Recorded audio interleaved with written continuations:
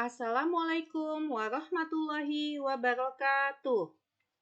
Apa kabar anak-anakku kelas 4 semuanya? Semoga pada hari ini kalian sehat selalu ya.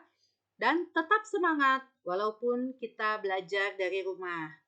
Oke, pada hari ini kita akan lanjutkan pelajaran tematik kita, tema 4, mengenal berbagai jenis pekerjaan, subtema 2, pekerjaan di sekitarku. Marilah kita mulai pembelajaran kita dengan bersama-sama membaca basmalah. Bismillahirrohmanirrohim. Nah, pada muatan pelajaran kali ini, yaitu SBDP dengan KD 3.1, memahami gambar dan bentuk 3 dimensi. Pada pelajaran yang lalu, kita telah mempelajari gambar 3 dimensi. Masih ingat kan apa gambar 3 dimensi itu? Nah, sekarang kita akan melanjutkan menggambar bentuk. Menggambar bentuk adalah cara menggambar dengan meniru objek dan mengutamakan kemiripan rupa. Semakin mendekati kemiripan rupa, maka gambar kalian akan semakin sempurna. Objek yang bisa kalian gambar bisa berupa flora, fauna, manusia, dan alam sekitarnya. Ada 3 jenis menggambar bentuk 3 dimensi, yaitu 1. Menggambar bentuk benda kubistis, yaitu benda-benda yang bentuknya menyerupai bangun kubus atau balok. Contohnya meja, kursi, lemari, tempat pensil, bak sampah, dan lain-lain.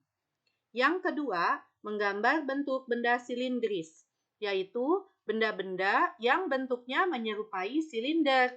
Contohnya botol, gelas, piring, mangkuk, teko, dan lain-lain.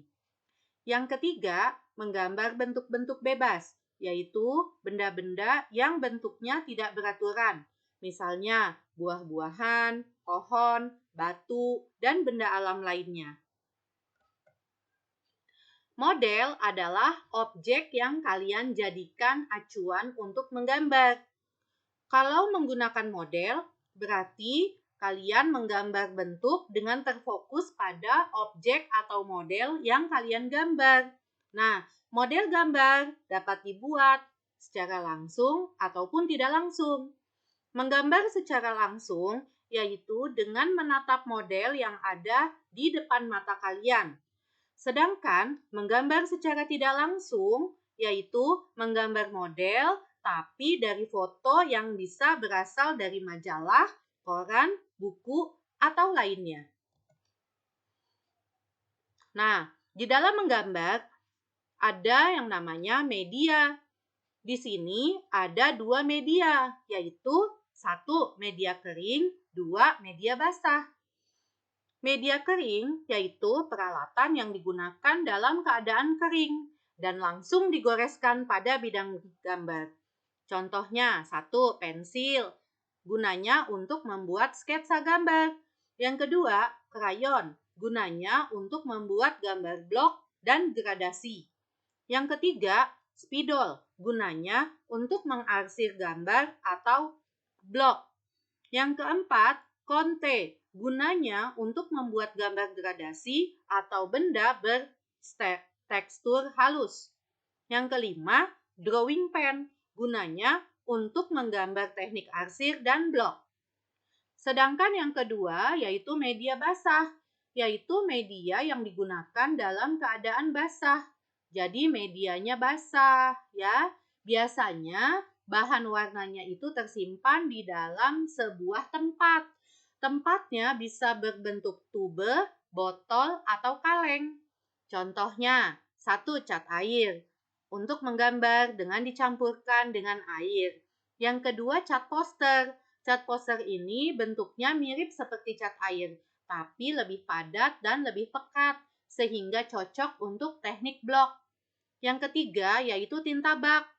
Gunanya untuk menggambar teknik blok atau siluet. Yang keempat, yaitu cat minyak atau akrilik. Gunanya untuk menggambar di atas kain atau kanvas.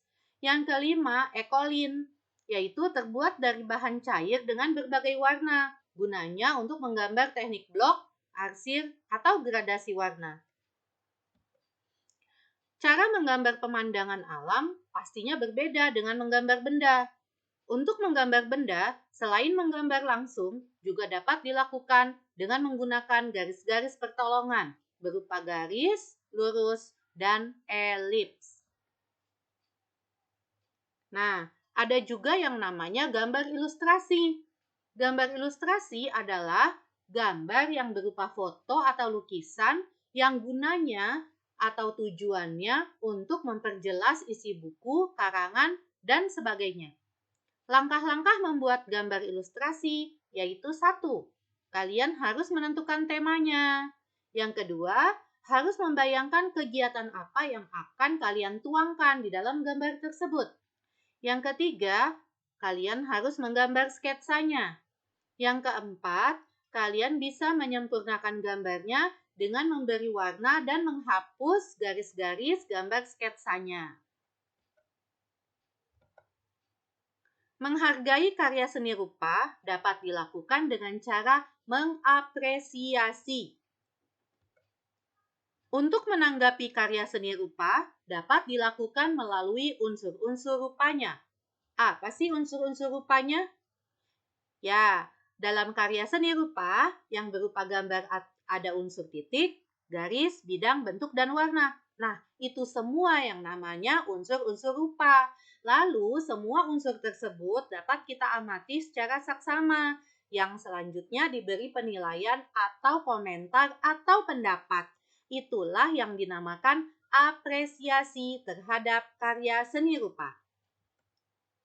Ini contoh daripada apresiasi terhadap gambar pemandangan. Perhatikan coba gambar pemandangannya. Bagus kan? Nah, setelah kalian lihat gambar pemandangannya, kalian bisa membuat apresiasinya dengan cara membuat komentar atau sebuah pendapat. Contohnya, wah, hasil gambarnya bagus ya. Gambar pemandangan sawahnya sudah jelas.